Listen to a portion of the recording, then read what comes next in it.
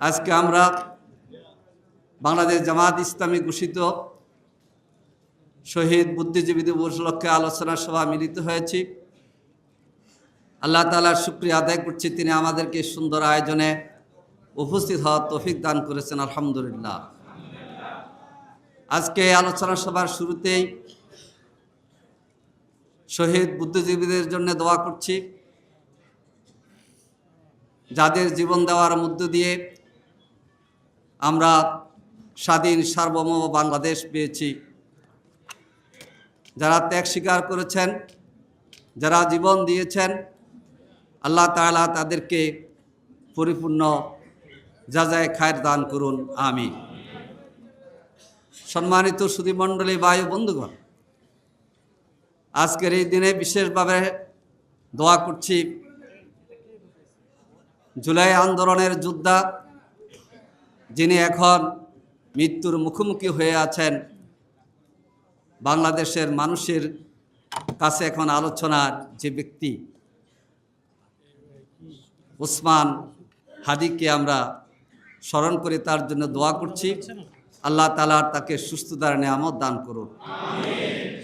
আজকে বিশেষভাবে দোয়া করছি গতকাল সুদানে জাতিসংঘ শান্তি মিশনে বাংলাদেশের সেনাবাহিনীর 6 জন সদস্য তারা জীবন দিতে হয়েছে।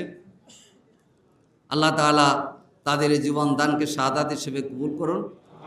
8 জন আহত হয়েছে বলে আমরা খবর পেয়েছি। আল্লাহ তাআলা তাদেরকে সুস্থতার নিয়ামত দান করুন। সম্মানিত ভাই বন্ধুগণ, সেক্রেটারি জেনারেল প্রধান অতিথির বক্তব্য রাখবেন। বাংলাদেশ জামাত ইসলামী এই বুদ্ধিজীবী আলোচনা সভার আয়োজন করেছে এই জন্যে জাতির বিবেকের কণ্ঠস্বর হলেন বুদ্ধিজীবীগণ। 1971 সালের এই দিনে যারা জীবন দিয়েছেন তাদের প্রতি আমরা শ্রদ্ধা নিবেদন করি। বাংলাদেশ জামাত ইসলামী কোনো হত্যাকাণ্ডকেই সমর্থন করে না। আমরা মনে করি বুদ্ধিজীবীগণ তাদের মেধা এবং বিবেক দিয়ে জাতিকে পথ নির্দেশনা প্রদান করে। আলোচনা সভার তাৎপর্য অর্থবহ হবে তখনই যে স্বাধীন সার্বভৌম বাংলাদেশে আমরা আছি, যেই আকাঙ্ক্ষা নিয়ে 71-এ মুক্তিযুদ্ধ হয়েছিল, সাম্য, মানবিক মর্যাদা এবং সামাজিক ন্যায় বিচার, সে আকাঙ্ক্ষা যদি আমরা পরিপূর্ণভাবে বাস্তবায়ন করতে পারি তাহলে বুদ্ধিজীবীদের জীবন যান সার্থক হবে। আজকের প্রেক্ষাপটে আমরা মনে করি বাংলাদেশেরকে তার নির্দিষ্ট পথে চলার জন্যে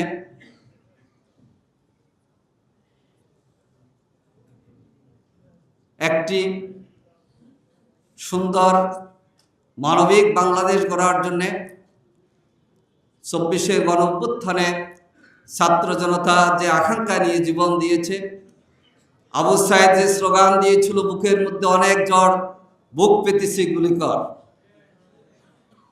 আবু সাইদ মুগ্ধ, শেষ হয়নি যুদ্ধ।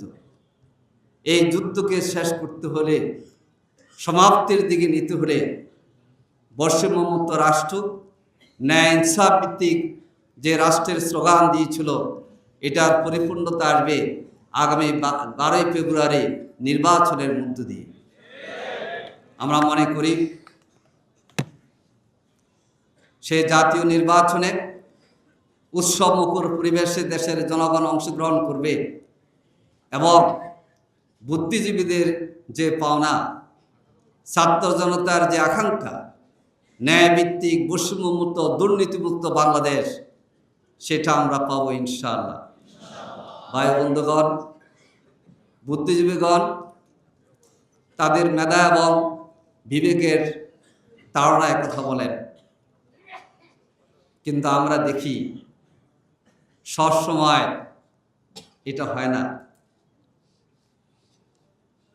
পক্ষপাত দুষ্ট আচরণ চিন্তাবিদ বুদ্ধিজীবী থেকে দেশ আশা করে না। একজন চিন্তাবিদ বুদ্ধিজীবী তিনি যে দলীয় আদর্শে বিশ্বাস করেন না কেন, দলের দেশের স্বার্থে, বাংলাদেশের স্বাধীনতার স্বার্থে এবং বাংলাদেশের মানুষের বিশ্বাসের স্বার্থে কথা যত কঠিন হোক না কেন এই কথা তাকে বলতেই হবে। আমরা দেখেছি অতীতে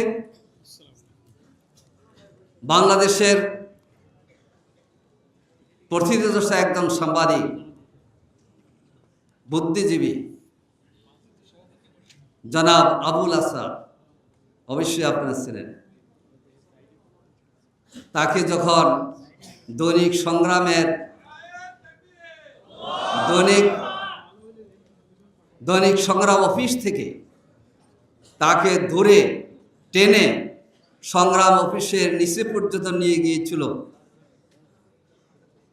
ওই সময় মুক্তিযুদ্ধ মঞ্চের নাম দিয়ে, তখন বাংলাদেশের বুদ্ধিজীবীদেরকে আমরা প্রতিবাদটুকু করতে দেখি নাই। দেখেন, বাংলাদেশের দুইজন পত্রিকা সম্পাদক অত্যন্ত সম্মানিত, একজন হচ্ছেন জনাব আবুল আসাদ, তার বয়স ৮০, প্রবীণ সাংবাদিক, আর হচ্ছে আলোচিত ব্যক্তি ডক্টর মাহমুদুর রহমান, কি বলেন, আমাদের সম্পাদক। এই দুজনের গ্রেপ্তার করে সম্পাদকদের একটা পরিষদের নাম আছে সম্পাদক পরিষদ, কিন্তু তাদের জন্য দুঃখ প্রকাশ, মুক্তি দাবি করতে আমরা দেখি নাই। আজকে দেখা যায় বাউল শিল্পীর কথার মাঝে ভিন্নতা থাকতে পারে, ধর্মীয় অনুভূতিতে আঘাত করে তিনি বক্তব্য দিয়েছেন। এই বক্তব্য আমার সকলে পছন্দ না হইতে পারে, কিন্তু আমার ইমানের উপর যদি আঘাত আসে আমি তো কথা বলবোই। দেখেন, তার পক্ষে বক্তব্য দিয়ে তৌহিদি জনতার শাস্তি দাবি করল, অথচ ওসমান হাদি বাংলাদেশের মানুষের প্রতিবাদের কণ্ঠস্বর, মুমূর্ষু অবস্থা আছে, কোন বুদ্ধিজীবীকে এক পর্যন্ত বিবৃতি দিচ্ছে দেখছেন? আমরা আশা করি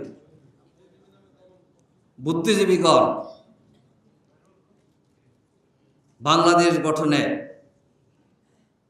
অতীতে আমাদের দেশে সুনামধন্য বুদ্ধিজীবীগণ ভূমিকা রেখেছে, যাদের ভূমিকায় আমরা বাংলাদেশ পেয়েছি, যাদের ভূমিকায় আধিপত্যবাদী বিরোধী শক্তি কম্পিত, সেই বুদ্ধিজীবীদেরকে আমরা শ্রদ্ধা সম্মান করি এবং এরা অব্যাহত থাকবে।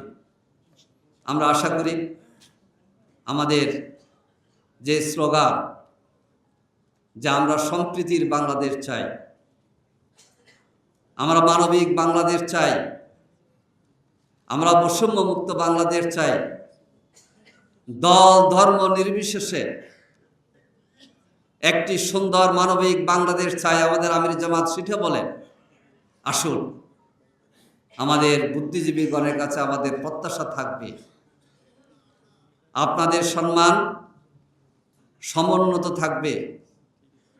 বুদ্ধিজীবী কে কোন দলের, জামাত ইসলামী, সেটা চিন্তা করে সম্মান দেখাবে না।